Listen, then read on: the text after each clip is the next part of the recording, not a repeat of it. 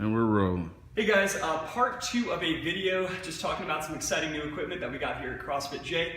Part 1 we talked about the new trap bar and some other deadlift variations, tools that give us some new deadlift variations to either add variety to that deadlift pattern or to let you train the deadlift pattern while working on your capacity to pull from the floor.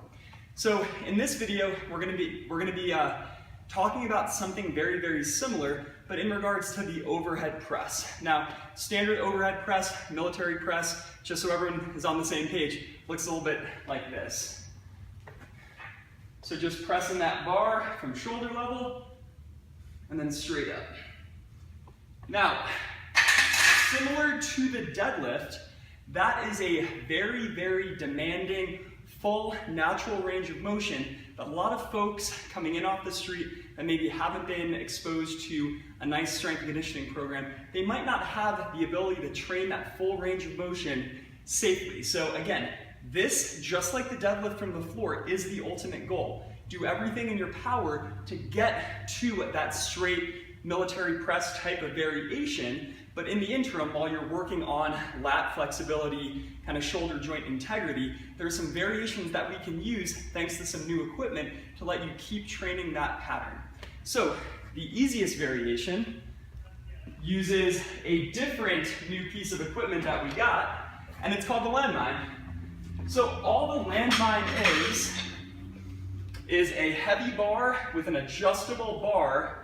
The heavy piece, it goes in a weight plate. The adjustable piece kind of pivots around there. We take our standard bar, we put it right there, and then if we get into a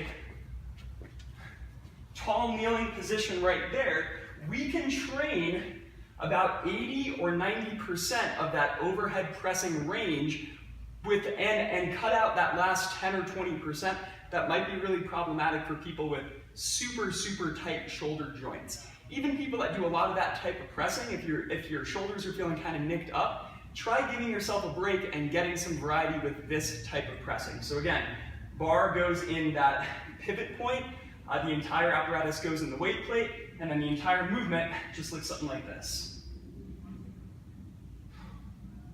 And that's a very, very safe range of motion to train. In fact, we get a little bit of an effect of pushing out, which can be really good for getting kind of some shoulder blade muscles turned on and really enhancing shoulder function. So that would be the easiest version of a shoulder press while you're working on that flexibility.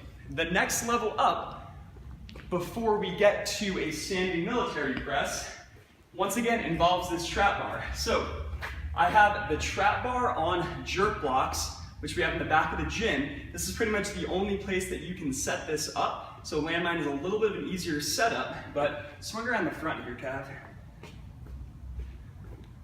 Okay, so what this allows us to do is when we hold that straight bar, we have to rotate our hands in, and that internally rotates the shoulder, puts the shoulder in a potentially less than ideal position, especially if we're working through an injury or just getting that range of motion.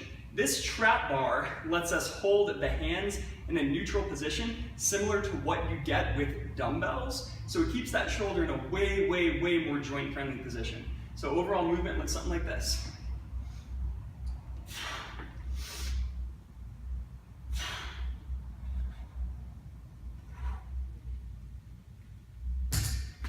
And again, overall movement mechanics are exactly the same. We can get a similar effect by just having 2 dumbbells and pressing those straight overhead.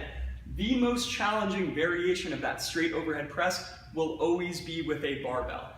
Me and TJ want you working to get that variation, but if you're training around an injury, if the shoulders just aren't there right now, we now have 2 options that you can use to kind of train around as you continue to improve. Thanks for watching.